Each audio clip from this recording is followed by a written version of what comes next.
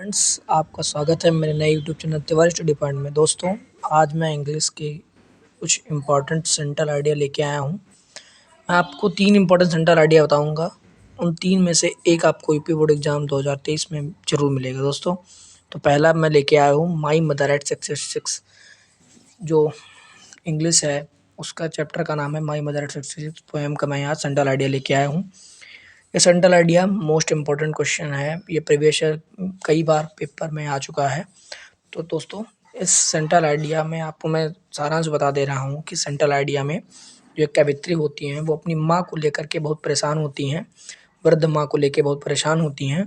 तो वो अपनी माँ के ऊपर ही इस सेंट्रल आइडिया को, इस पोएम को लिखती हैं। तो चलिए स्टार्ट करते हैं। The central idea of the poem, जो इस कविता का जो सेंट्रल आइडिया है, माई मदर 66, ये चैप्टर है my mother 66 is composed by Kamala Das. तो ये जो माई मदर 66 पोएम है, ये किसने लिखा है? कमला दास ने लिखा है। तो अपनी माँ का जिक्र करते हुए उन्होंने इस कविता में ये कहा गया है कि this poem shows the fear of losing her mother of the poetess. तो इस कविता में कहा गया है कि जो ये कविता है, सोच दिखाती है द फेयर ऑफ लॉसिंग, जो भय है, ऑफ लॉसिंग मतलब खोने का, मदर ऑफ द पोएटस, जो कवित्री हैं अपनी माँ को खोने का भय इसमें इस कविता में दिखाती है। Her mother is in the face last face of her life, जो उनकी माँ है वो अपने जीवन के अंतिम चरण में हैं। सो इसलिए द पोएटस फील्स, जो कवित्री हैं वो महसूस करती हैं, क्या महसूस करती हैं? दैट कि शी विल पास अवे सून, कि वो जल्दी ही, उनकी जो माँ है, जो वृद्ध माँ है उनकी, वो जल्दी ही उनसे दूर हो जाएंगी। कोई भी है अगर उसकी माँ बूढ़ी हो जाती हैं, वृद्ध हो जाती हैं, तो उसको भय लगा रहता है कि माँ हमें मेरा साथ कभी छोड़ के तो नहीं जाएंगी।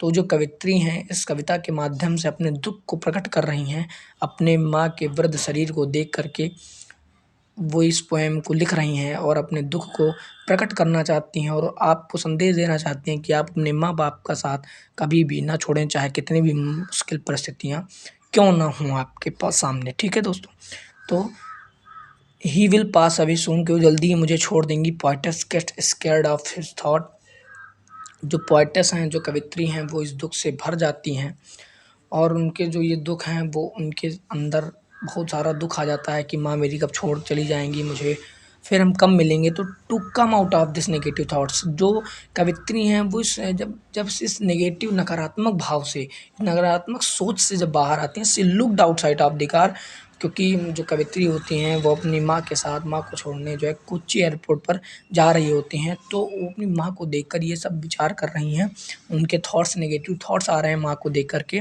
तो she looked out of the car, इस थॉट से बाहर आते हुए जब वो बाहर, कार की बाहर देखती हैं, the world outside is full of life, जो बाहरी संसार है वो जीवन से भरा हुआ है, एंड एक्टिविटीज और क्रियाकलापों से क्या हुआ है? भरा हुआ है।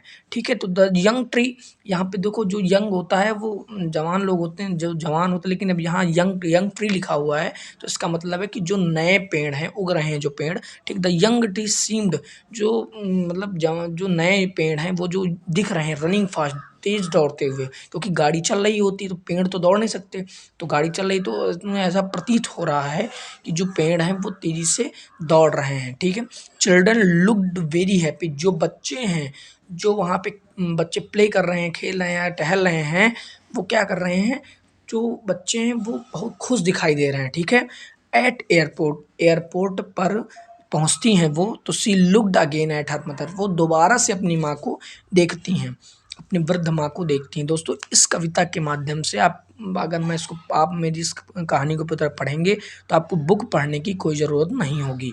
इसमें आपको क्वेश्चन भी मिल जाएंगे। मैं एक एक लाइन को मैं रिपीट करके समझा रहा हूँ, तो आपको बुक पढ़ने की कोई ज़रूरत नहीं पड़ेगी। मैं इस तरह की 3 सेंट्रल आइडिया आपके सामने लेके आऊँगा। इन 3 में से आपको एक ज़रूर एग्ज़ाम में मिल जाएगा आपको। तो बिल्कुल वीडियो स्किप मत करिएगा, आपको मैं आगे बताने जा रहा हूँ। फिर आगे बढ़ते कि जब वो एयरपोर्ट पर पहुँचती हैं तो क्या होता है? She looked again at her old mother, वो अपनी माँ को दोबारा से देखती हैं। She felt pained to look at the colourless and pale face of her mother. She felt pained, वो बहुत दर्द महसूस करती हैं, फेल्ट मतलब महसूस करती हैं, to look at her colourless, उनका उदास या आप कह सकते हैं कि बिना रंग उड़ा हुआ है उनके चेहरे के, उस तरह के चेहरे को देख करके एंड पेल फेस और उनके पीले चेहरे को देख करके, अपनी माँ के पीले चेहरे को देख करके वो बहुत दुःख महसूस करती हैं।